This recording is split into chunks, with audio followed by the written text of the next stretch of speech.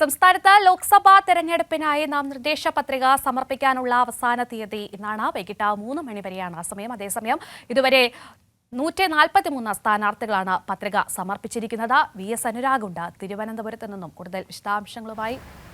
Anurag, good morning. Good morning കീർത്തി.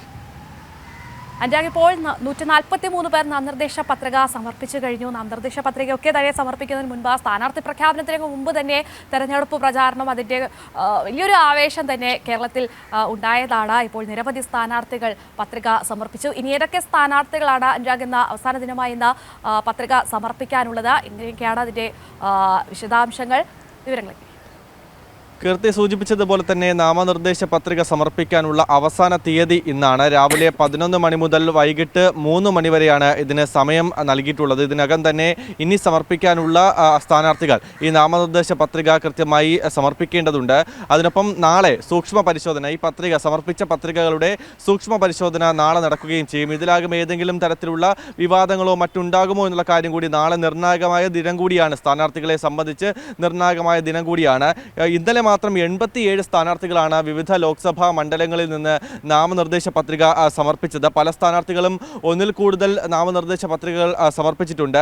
ആകെ 152 പത്രികകൾ ഇന്നലെ മാത്രം ഓരോ സ്ഥലത്തും സമർപ്പിച്ചിട്ടുണ്ട് എന്നുള്ളതാണ്. ഈ മാർച്ച് 28-ന് ഈ നാമനിർദ്ദേശ പത്രികാ സമർപ്പണം ആരംഭിച്ചത് മുതൽ ഇന്നലെ വരെ, അതായത് 143 സ്ഥാനാർത്ഥികളാണ് ആകെ നാമനിർദ്ദേശ പത്രിക സമർപ്പിച്ചത് എന്നുള്ളതാണ്. ആകെ 234 നാമനിർദ്ദേശ പത്രിക ലഭിച്ചിട്ടുമുണ്ട്. ഇതുവരെ ഏറ്റവും അധികം സ്ഥാനാർത്ഥികൾ പത്രിക സമർപ്പിച്ചത് കൊല്ലത്തും തൃശ്ശൂരുമാണ്. 11 വീതമാണ് കൊല്ലത്തും തൃശ്ശൂരിലും സ്ഥാനാർത്ഥികൾ ഈ നാമനിർദ്ദേശ പത്രിക സമർപ്പിച്ചത്. കാസർഗോഡും കണ്ണൂരും 10 സ്ഥാനാർത്ഥികൾ നാമനിർദ്ദേശ പത്രിക സമർപ്പിച്ചിട്ടുണ്ട്. ഏറ്റവും കുറച്ച് സ്ഥാനാർത്ഥികൾ നാമനിർദ്ദേശ പത്രിക സമർപ്പിച്ചത് പത്തനംതിട്ടയിലാണ്, 3 പേരാണ് എന്നുള്ളതാണ്. ഇങ്ങനെയാണ് ഈ ഔദ്യോഗിക കണക്കുകൾ വരുന്നത്. എന്തായാലും നേരത്തെ സൂചിപ്പിച്ചതുപോലെ തന്നെ ഇടത് പക്ഷം തന്നെയാണ് ഈ പ്രചരണ രംഗത്ത് മുന്നിട്ട് നിൽക്കുന്നത് എന്നുള്ളതാണ്. കാരണം കൃത്യമായി തന്നെ സ്ഥാനാർത്ഥി പ്രഖ്യാപനമുണ്ടായ ഘട്ടത്തിൽ തന്നെ ഏതെങ്കിലും തരത്തിലുള്ള അസ്വാരസ്യങ്ങളോ അല്ലെങ്കിൽ വിവാദങ്ങളിലേക്ക് പോകാതെ തന്നെ സ്ഥാനാർത്ഥികൾ കൃത്യമായി പാർട്ടി സംവിധാനം പ്രഖ്യാപിച്ചതുപോലെ തന്നെ കൃത്യമായി ആ സ്ഥാനാർത്ഥികൾ പ്രചരണ രംഗത്തേക്ക്, ആ സ്ഥാനാർത്ഥി പ്രഖ്യാപനം ഉണ്ടായ നിമിഷം തന്നെ ഈ സ്ഥാനാർത്ഥികൾ പ്രചരണ രംഗത്തേക്ക് ഇറങ്ങുന്ന കാഴ്ച തന്നെയാണ് നമ്മൾ കണ്ടത്. അതുകൊണ്ട് തന്നെ പ്രചരണ രംഗത്ത് ഇടതുമുന്നണി മുന്നിട്ട് നിൽക്കുന്നു എന്നുള്ളത് തന്നെയാണ്. സംസ്ഥാനത്തെ എല്ലാ ലോക്സഭാ മണ്ഡലങ്ങളിലും ഇടതുമുന്നണി മുന്നിട്ട് നിൽക്കുന്നു. പക്ഷേ നമ്മൾ കണ്ടതാണ്, മറ്റ് NDAയിലായാലും UDFിലായാലും പല ഇടങ്ങളിലും ഈ സ്ഥാനാർത്ഥി പ്രഖ്യാപനം ഉണ്ടായപ്പോൾ തന്നെ പല അസ്വാരസ്യങ്ങൾ ഉണ്ടാകുന്നു, തമ്മിലടി ഉണ്ടാകുന്നു.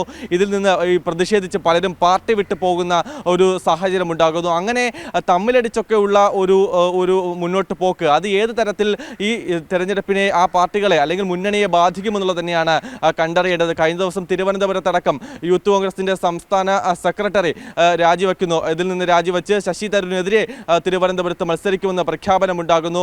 പലരും കോൺഗ്രസിൽ നിന്ന് BJPയിലേക്ക് പോകുന്നു, BJPയിൽ നിന്ന് കോൺഗ്രസിലേക്ക് പോകുന്നു. അങ്ങനെ ഈ പാർട്ടി മാറ്റമൊക്കെ തന്നെയും ഈ തെരഞ്ഞെടുപ്പിൽ ഈ മുന്നണികളെ എങ്ങനെ ബാധിക്കുമെന്നുള്ളത് കണ്ടറിയേണ്ടതുണ്ട്. എന്തായാലും കൃത്യമായി ഇടതുമുന്നണി സ്ഥാനാർത്ഥികൾ ഈ പ്രചരണവും പര്യടനവുമായി മുന്നോട്ട് പോകുന്ന കാഴ്ച തന്നെയാണ്. അതിനൊപ്പം മുഖ്യമന്ത്രിയുടെ മണ്ഡല പര്യടനം പലയിടങ്ങളിൽ നടക്കുന്നു. തിരുവനന്തപുരത്താണ് അത് ആരംഭിച്ചത്. പല ജില്ലകളിലും അത് കടന്നുപോയിക്കൊണ്ടിരിക്കുന്ന ഒരു കാഴ്ച. അത് ഇടതുമുന്നണി സ്ഥാനാർത്ഥികളുടെ ആവേശവും ആ ഒരു കാര്യങ്ങളും ആ സ്ഥാനാർത്ഥി പ്രചരണത്തിലൊക്കെ തന്നെയും അത് കാര്യമായി തന്നെ ആവേശം കൊള്ളിക്കുന്നുണ്ട് എന്നുള്ളതാണ്.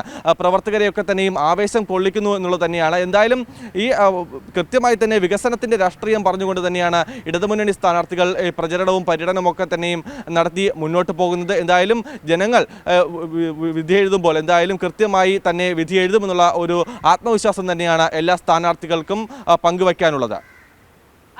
സ്ഥാനാർത്ഥികളുടെ ഇന്നത്തെ തെരഞ്ഞെടുപ്പ് പര്യടനം, ഇന്നത്തെ ഷെഡ്യൂളൊക്കെ എങ്ങനെയാണ്?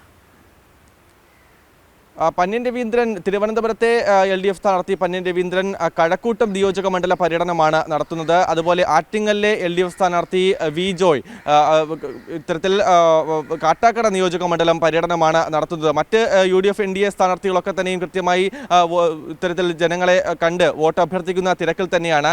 കഴിഞ്ഞ ദിവസങ്ങളിൽ V ജോയും അതുപോലെ തന്നെ പന്ന്യൻ രവീന്ദ്രനും നാമനിർദ്ദേശ പത്രിക സമർപ്പിക്കുകയും ചെയ്തിട്ടുണ്ടായിരുന്നു. ഇന്ന് ഈ തിരുവനന്തപുരത്തെ NDA സ്ഥാനാർത്ഥി രാജീവ് ചന്ദ്രശേഖർ, അതുപോലെ തന്നെ UDF സ്ഥാനാർത്ഥി അടൂർ പ്രകാശ്, ആറ്റിങ്ങലിലെ UDF സ്ഥാനാർത്ഥി അടൂർ പ്രകാശ് ഒക്കെയും ഇന്ന് നാമനിർദ്ദേശ പത്രിക സമർപ്പിക്കുമെന്ന് അറിയിച്ചിട്ടുണ്ട്.